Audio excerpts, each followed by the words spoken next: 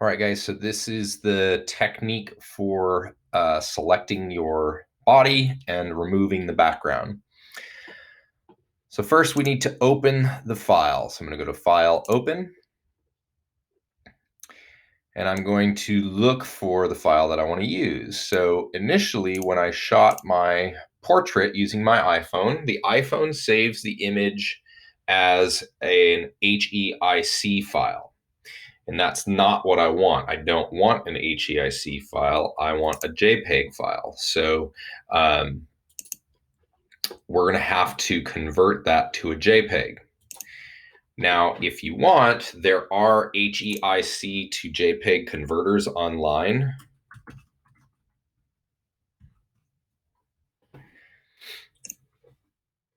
And all you have to do is upload it.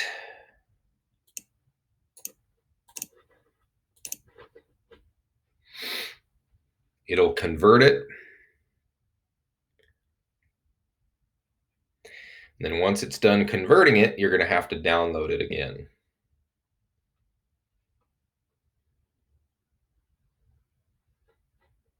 Okay, now I click on download, and it downloaded it to my downloads folder. So now I can come back to Photopea, open my document, search for that JPEG file. There it is. Click open.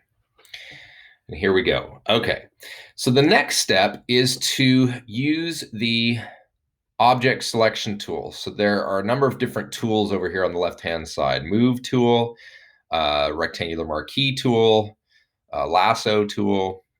This is the object selection tool. So I'm going to click on that one. And I'm going to start off the screen over here. And then I'm going to click and drag. And you want the rectangle that you get to surround all of your image. And your hope is that the little plus icon in the center remains on your face. So I just selected it.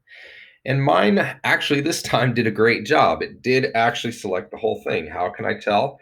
I'm going to zoom in and use my little hand tool to see. Oops, no, there's a little section right there it should not have selected. So if I hold down the Option key, which is the minus, I can select that and it should get rid of it. It didn't do a very good job.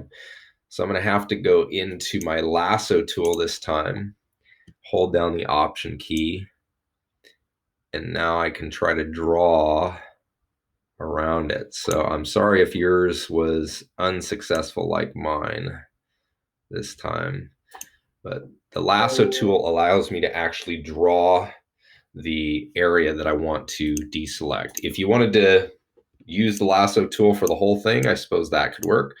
So I'm zoomed in and I'm kind of moving around here, trying to make sure that the selection actually worked.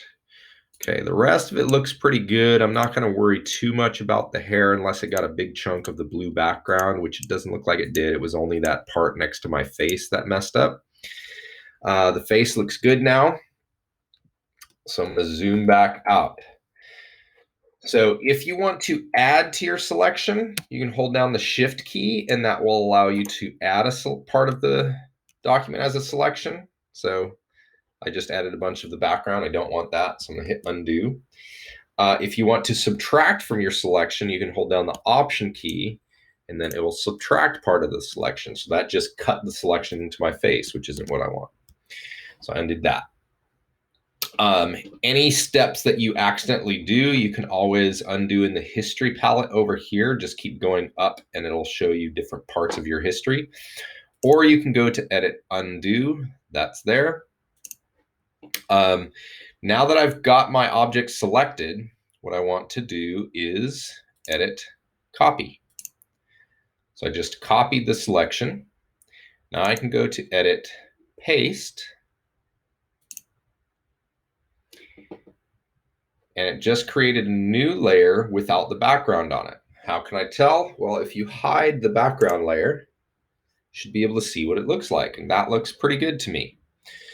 So if I show it again, now it's there. I don't want that background image there. I'm going to drag that one to the trash.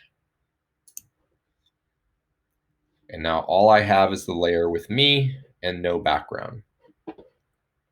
Now I'm ready to go to File, Export as PNG. PNGs are transparent, JPEGs are not. I want the transparent version.